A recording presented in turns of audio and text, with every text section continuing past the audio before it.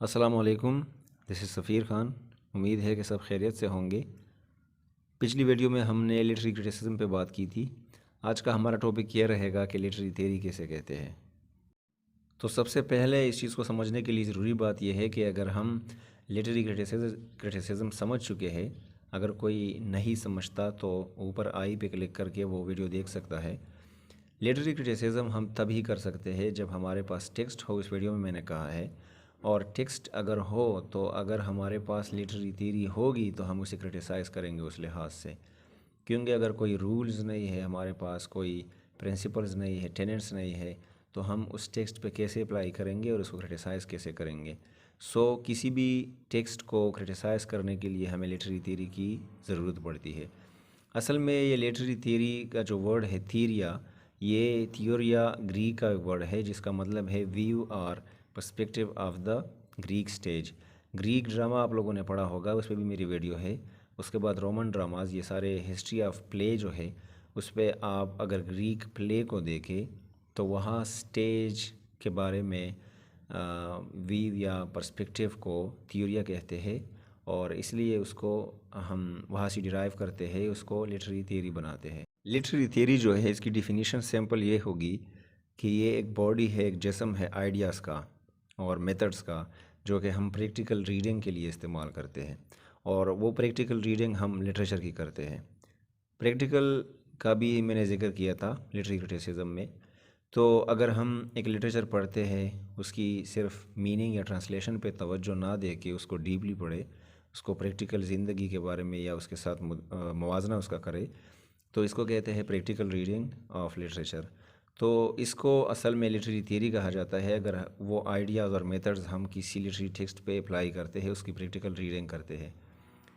या फिर हम अगर लिटरेचर की सिर्फ मीनिंग को नहीं देखते, अगर कोई लिटरेरी वर्क है हमारे पास, कोई नावल है, शॉर्ट स्टोरी, ड्रामा वगैरह जो भी चीज़ है, पोएम है, अगर हम उसमें सिर्फ उसके मीनिंग को नहीं देखते बल्कि हम थ्योरीज उस पर अप्लाई करते हैं जो हमने बनाई होती है, और हम फिर ये जानने की कोशिश करते हैं कि असल में इस लिटरेचर का मकसद क्या हो सकता है। इस जुमले से मुराद ये है कि फ़ॉर एग्ज़ाम्पल हमने एक शॉर्ट स्टोरी ली और वो हमने पढ़ी, जिस तरह यूनिटी स्ट्रेंथ वो इसका मॉरल है, तो वो हमने 4th 5th क्लास में पढ़ी। वो हमने पढ़ी, उससे हमें एक कहानी सीखने को मिली या एक चीज़ सीखने को मिली कि इत्तेफाक में बरकत है। लेकिन बाद में हम उसे ग्रेजुएशन में पढ़ते हैं या मास्टर में पढ़ते हैं तो हम उसे डीपली पढ़ते हैं कि राइटर ने अगर ये चीज़ लिखी है। इट्स अ कॉमन एग्जांपल, चूँकि हम वो चीज़ें यहाँ नहीं पढ़ते लेकिन सिर्फ एग्जांपल के तौर पर कह रहा हूँ। तो उसको हम डीपली पढ़ते हैं कि राइटर अगर है तो वो कौन है, उसका बायोग्राफी उसकी क्या है, उसकी ज़िंदगी कैसी गुजरी थी, उसने अगर ये कहानी लिखी है तो क्यों लिखी है, उस कहानी से इस राइटर का मुराद क्या था। तो इन सारी चीज़ों को जानने के लिए हमें किसी ख़ास थियरी की ज़रूरत होगी। अगर हम फीमेल्स के बारे में बात करें तो फेमिनिज़म, अगर पॉलिटिकली या इकोनॉमिकली कोई और चीज़ हो तो मार्क्सिज़म वगैरह। तो बहुत सारी थियरीज़ है हमारे पास। अगर उसकी बायोग्राफी देखनी है तो बायोग्राफिकल, अगर उसकी साइकी देखनी है तो साइको एनालिटिक लिटरेरी थ्योरी वगैरह है। तो वो चीज़ हम इस पे अप्लाई करते हैं और उससे हमें प्रैक्टिकल रीडिंग समझने को मिलता है। तो उस चीज़ के लिए हम लिटरेरी थ्योरी का इस्तेमाल करते हैं। इसके अलावा लिटरेरी थ्योरी जो है ये एक रिश्ता कायम करती है, फॉर्मुलेट करती है राइटर और उसके टेक्स्ट के माबेन या उसके दरमियान। अगर किसी राइटर ने कोई चीज़ लिखी है तो हम उसकी साइकोलॉजी भी पढ़ के या उसके साइको को पढ़ के हम जान जाते हैं कि राइटर का इस टेक्स्ट से क्या मुराद था। सिर्फ ये नहीं था कि वो हमें कोई शॉर्ट स्टोरी सुनाए, उसके जहन में कोई स्टोरी आ गई या रियलिटी में ये कहानी हुई है किसी के साथ तो उसको पता है और राइटर ने लिख के पब्लिश कर दी, बल्कि उसके पीछे एक राज होता है, एक अंडरस्टैंडिंग होती है, एक लाइफ गिविंग या फिर कोई और ऐसा लेसन होता है जो हमें समझने को मिलता है। बहुत सारी शॉर्ट स्टोरीज़ मोटिवेशनल होती है, बहुत सारी रिलीजियस होती है, पॉलिटिकली होती है। तो ये सारी चीज़ें, और उससे हमें रिलेशन का पता चल जाता है कि राइटर का टेक्स्ट के साथ कोई रिलेशन है या नहीं है। इसमें मुख्तलिफ़ क्वेश्चंस भी पूछे जाते हैं।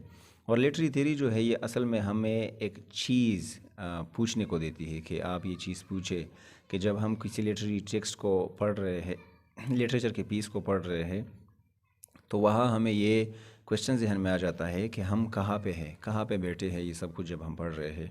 मतलब इस लिटरेरी टेक्स्ट से हमें क्या इन्फ्लुएंस मिल रहा है, हम किस तरह इन्फ्लुएंस हो रहे हैं, क्या इसमें हमारा कल्चर है या नहीं है, या हमारी लिटरेचर की अंडरस्टैंडिंग कैसी है, या इसके बारे में हमारा व्यू क्या है।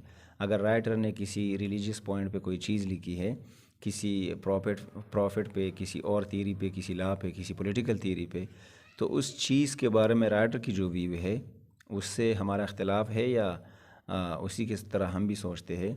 अगर रिलीजियस हो, सोशल हो, जो भी थ्योरी हो, जिस तरह अगर आप फेमिनिज़म को ले लें फॉर एग्ज़ाम्पल, वहाँ उस पर एक नावल या फिर उस पर एक शॉर्ट स्टोरी या पोएम लिखी गई है, तो यूरोप के एक राइटर ने लिखी है, और एक दूसरा इंडियन राइटर ने या श्रीलंकन या जो भी अफ़गानी राइटर ने उस पर कोई चीज़ लिखा है, पश्तो में, हिंदी में, उर्दू में या इंग्लिश में इवन, या एक तरफ आप अफ्रीकन किसी राइटर को ले लें, उसको देखें, तो ये सारी व्यूज़ हमें इससे देखने को मिलती है। पता चल जाता है कि अगर यूरोपियन है तो वो फेमिनिज़म के बारे में क्या राय रखता है, अफ्रीकन राइटर है या इंडियन राइटर है, अफ़गान राइटर है, तो इन सारे के व्यूज़ का हमें पता चल जाता है। और फिर हम ये भी कह सकते हैं कि हम मेरा व्यू इसके बारे में क्या है। अगर मैं एक रिलीजियस पर्सन हूँ तो मैं क्या सोचता हूँ, अगर एक सोशल हूँ या पॉलिटिकल हूँ।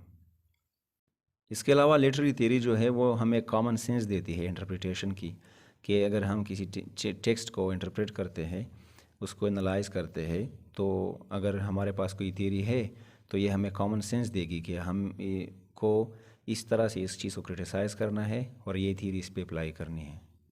सो आई होप कि लिटरेरी थ्योरी के बारे में आप लोगों का कंसेप्ट क्लियर हो गया होगा। अगली वीडियो तक अपना बहुत सारा ख्याल रखें। Thank you very much.